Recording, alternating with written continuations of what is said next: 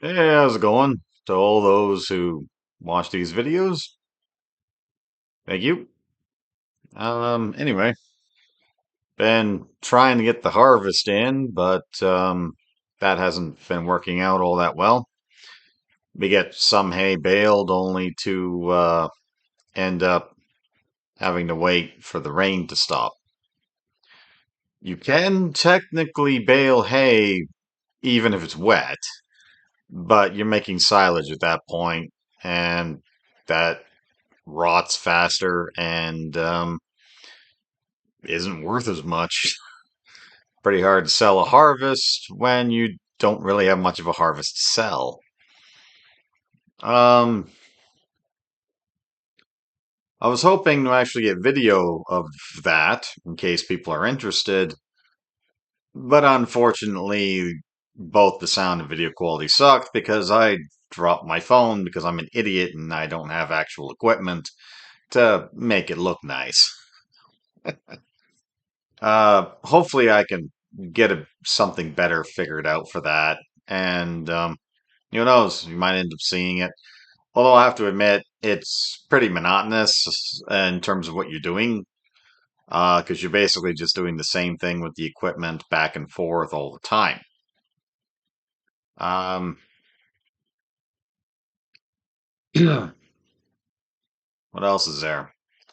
Been a lot of horrible stuff in the news in terms of natural disasters, which made me wonder. I know that Colombia and can't remember if it was Venezuela or somewhere else, and but anyway, uh, and China because of the typhoon. They don't have they they should have, but they probably don't have due to various reasons. Money they need in order to make structures better when it comes to safety or structural integrity. Um, I also have no idea what kind of building codes they use. I would imagine, especially in Colombia, they probably don't have very high standards. Not to mention, I've been trying to find out whether or not earthquakes are common there because I noticed that in places like Japan, for instance, where earthquakes are damn near all the time, especially big ones, although some are just too big, even for Japan, they tend to design their buildings as well as construction materials that they require around the fact that they have to deal with this. Same reason why certain places like in Cuba or Philippines, they make things out of concrete and steel, basically because the type of concrete and steel they use is effective against typhoons and bad weather. Um, I do know that there really is no such thing as earthquake proof, but I also know that there is such thing as earthquake resistant.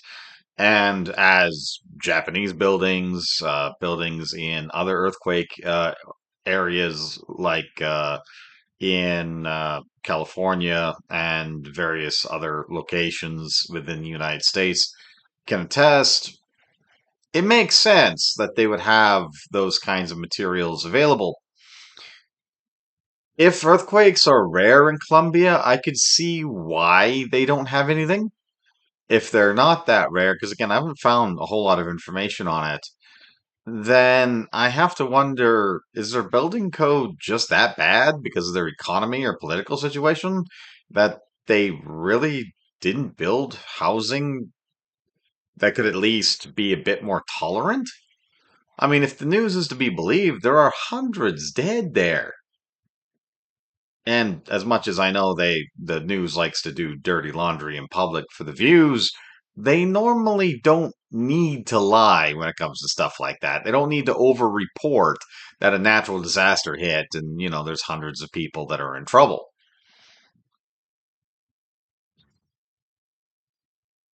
And that that's terrible. I mean, the earth, Mother Nature, as we all know, doesn't really care about humanity all that much. And if we are not able to adapt to our environment and our situation, we're basically setting ourselves up for failure at that point. and everyone, not just some poor guy or families in this case, because like I said, hundreds dead down in Colombia. You know, that just that doesn't just happen. There were things that happened that allowed it to happen, both politically and economically. Mostly economically, but the politics probably didn't help either. Now, I don't know Colombia's situation all that well, and I'm pretty sure there are people who are better versed on the situation on the ground than I do. But just judging from general headline reporting in terms of the earthquake itself, there was a lot of damage done in certain areas that led to hundreds of people being trapped in rubble. Now, some of that's unavoidable, unfortunately, but some of it I can't help but wonder. This is where I think that maybe earthquakes aren't all that common there. Because if they were, then people would know about structural air pockets. Structural engineers would be able to basically figure out how to build an apartment complex or a shopping mall or whatever it was that collapsed, build it in a way that either restricts the collapsing or creates what are known as collapsible points that are not that are basically labeled so that people don't end up in the area when it actually starts coming down.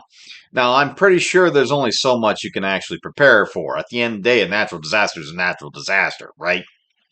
You can't just tell Mother Nature, hey, maybe don't do this, because Mother Nature doesn't care. But it does make me wonder sometimes if there was a lot of preventable deaths, and there probably was, that could have been solved if there was a way to actually do that. I don't know. Just something on my mind when it comes to that. As for around here, like I said, it's just been raining nonstop. I had to put the tarp behind me because it started leaking through the side door there. Uh, had to go fix the roof. It's been ugly, really ugly. Hard to get the harvest finished. Dew won't leave the ground till noon if it leaves at all. And once it starts raining, I mean, the mud everywhere. You know, when you pray for rain, you got to deal with the mud too. I think is a line I heard in a movie. But anyway, I like to quote movies. They're some of the few things that I can remember. But yeah, just just bad overall. Now you're dealing with food shortages, droughts, especially in Europe. Um, this climate change is really kicking everybody's ass, and nobody's really deciding to do anything on a united front to deal with it, at least proactively. To be fair, a lot of small things can equal big things. So if we all do our part in our own backyard, sooner or later it'll either balance out or best case scenario we can start reversing the damage. I don't really know what that would entail, mainly because there's a lot of environmental stuff that I just don't have a lot of knowledge on. You add that with the fact that British Columbia, the province next door, is constantly on fire every summer. And now there was a big one in Northern Ontario, and there was one in the Northwest Territories for a while. I don't know if they got the one in Ontario or the one in the Territories under control. I do know that the one in Northern Ontario in particular is pretty freaking bad. And it isn't just in Canada, the United States, France, Great Britain, lots of places in Europe. I don't even want to think about Africa, but most news out agencies here don't report much on Africa because Africa is a continent of various nations that are constantly, well, unstable.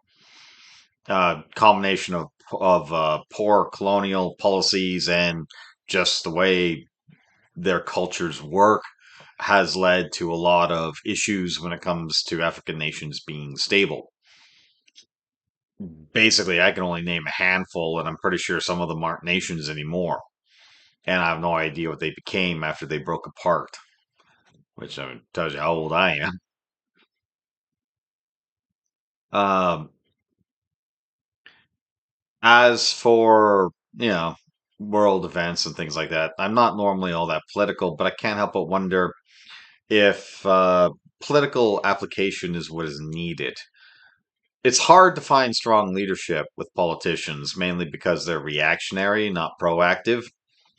And sometimes you have to be careful because you can have all the charisma in the world and it doesn't really do you any good if it doesn't actually help your nation. You know, see Donald Trump or even Winston Churchill after World War II, or, uh,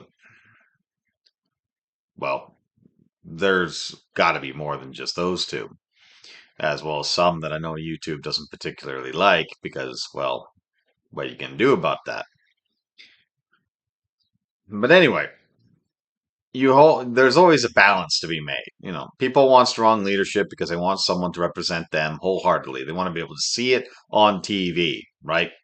Everybody likes a good saber rattler every now and again. But there's saber rattling, and then there's, well, let's go blow shit up because it seems like a good idea. You also have to be careful about full blown dictators. Now, luckily, in the modern world, there really isn't that many full blown dictators that could be considered a threat to anybody, let alone Western society. Those that do exist have their own issues. Vladimir Putin's having a hard time maintaining his own power base by the sound of it. And the Chinese president, what was his name? Xi, well, something or other. Anyway, him and Short Round of North Korea are not exactly what you would call appropriate statesmen, nor would they be people that the Western world as a whole might need to worry about unless it has something to do with Taiwan, which is a video all on its own, if you ask me, because that's a completely different topic, and I don't have any figures for that kind of thing. I don't even have general hillbilly knowledge about that kind of thing. Only I know is that right now China's dealing with a typhoon. I'm pretty sure it made landfall by now, and they got to deal with the after effects of that. And not just China, I would imagine. Pretty sure if you go and look on a map, it probably hit a whole bunch of other little countries before it hit China. And if not, well, they got lucky and China got hit. Um, anyway, that's all I want to say on that regard. A lot of terrible weather in the world today. And this leads to a whole lot of long term consequences, from food shortages to the inability to keep your national food stocks up, to price of food going up, and all manner of other things. Uh, so, anyway, thank you for listening, and see you next time, I guess. Have a good one.